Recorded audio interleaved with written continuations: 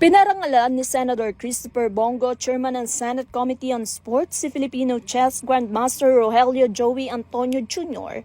bilang pagkilala sa kanyang mga tagumpay sa larangan ng international chess na nagdala ng karangalan sa bansa. Sinasabi na isa po ang chess sa larong kahit na tumatanda tayo ay lumalaban pa rin dahil utak ang ginagamit dyan, strategy.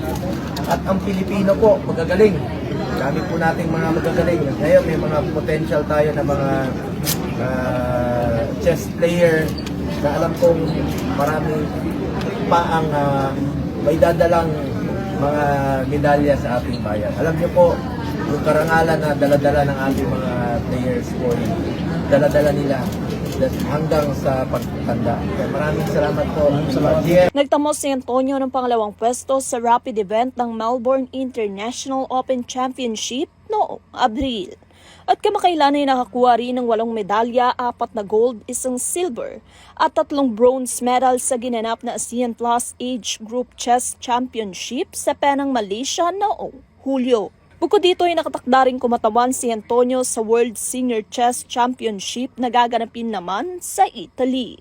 Nagpaabot naman ng taus-pusong pasasalamat si Antonio kay Senator Go sa patuloy na suportang moral at pinansyal. Maraming salamat po sa ating minamahal na senador. Ngayon po, mula Australia po hanggang Taipei, siya po sumuporta sa akin. Kaya ngayon, iniisip ko na lang po mag-isip, mag-aaral, yung pag-sponsor po sa akin, wala na pong isipin ngayon. Nandiyan po sa ating minamahal na senador. Kaya po, so, pamilya ko po, lahat po maraming salamat po sa inyo.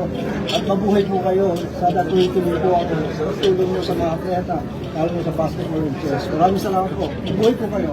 Si Antonio at iba pang mga atleta ay nakatanggap rin ng suportang pinansyal mula sa Philippine Sports Commission sa pamamagitan ng inisyatiba ni Senator Go sa kanyang kapasidad bilang chair ng Senate Health Committee at vice chair ng Senate Finance Committee. Kaugnay nito ay sinusulong din ni Go ang mas mataas na pondo para sa mga sports program upang mas mapaigting ang paghahanda ng mga atleta para sa mga pandaigdigang kompetisyon. Kasama rin sa kanyang advokasya ang pagsuporta sa mga grassroots sports development upang matuklasan at mahasa mga kabataang atletang Pilipino. Isa rin sa mga pangunahing ambag ni Go sa larangan ng sports ay ang Republic Act No. 11470 na lumikha ng National Academy of Sports.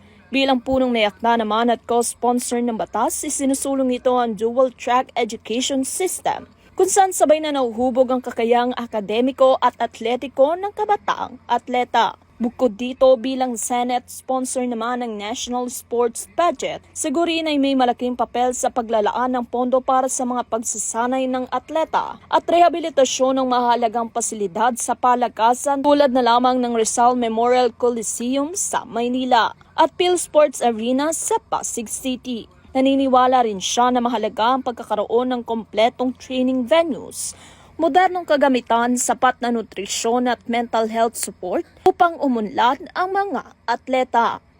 Mula naman ang pamunuan ni Go ang Senate Committee on Sports noong 2019, naging saksi ang Pilipinas sa makasaysayang tagumpay sa palakasan kabilang narito ang kauna-unahang Olympic gold medal ng bansa sa 2020 Tokyo Olympics at ang double gold win sa 2024 Paris Olympics na itinuturing na isa sa pinakamatagumpay na yugto sa kasaysayan ng Philippine sports. Sa tuloy-tuloy na suporta ng mga lider tulad ni Senator Go, nananatiling matatag ang pangako ng Pilipinas sa pagpapaunlad ng mga atleta at paghubog ng mga susunod na henerasyon ng kampyon sa larangan ng sports.